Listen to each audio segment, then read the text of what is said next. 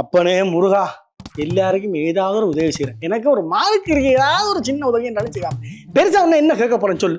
கனடாவுக்கு விசிட் விசாவில் அனுப்பி விடு. அவளா தான் நான் கேட்க போறேன். அதுக்கு ஏதோ பெரிய இதுகளெல்லாம் காட்டி பிடிச்சோம் நிற்கிறேன். முருகா முருகா ஓமை முருகா உன்னை போல ரெண்டு பொண்ணா நாங்க கேக்குறோம். முருகா முருகா ஓமை முருகா சிங்கிள் பொண்ணு ஓகே பண்ணு நாயா அலையிறோம். தங்கச்சி தங்கச்சி தங்கச்சி இஞ்சி வாங்க.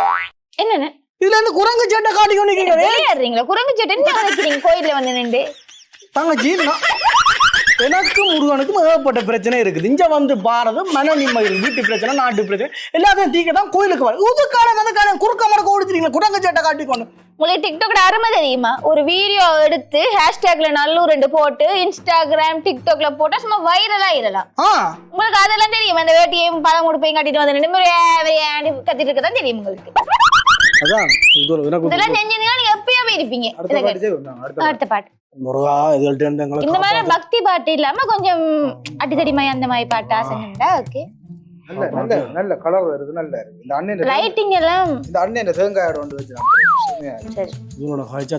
அந்த வீடியோ ஓகே தானே? ஜெயம் படத்துல ஒரு பாட்டு இருக்கு, அந்த பாட்டு ரெடியா? Take okay okay.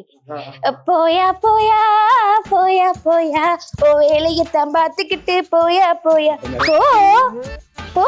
அப்பனே முருகா மன்னிச்சிரு. இந்த தேங்காண்டே கல்லுலே உனக்கு தான் நிறைய முருகா வாரது அங்க இருந்து நானும் முருகனும் கேட்கிறதே எனக்கு நிறைய பேசுறது. அந்த இப்ப நான் சனத்துக்குள்ள எந்த கதை கேட்க இதுக்கு வந்து போயா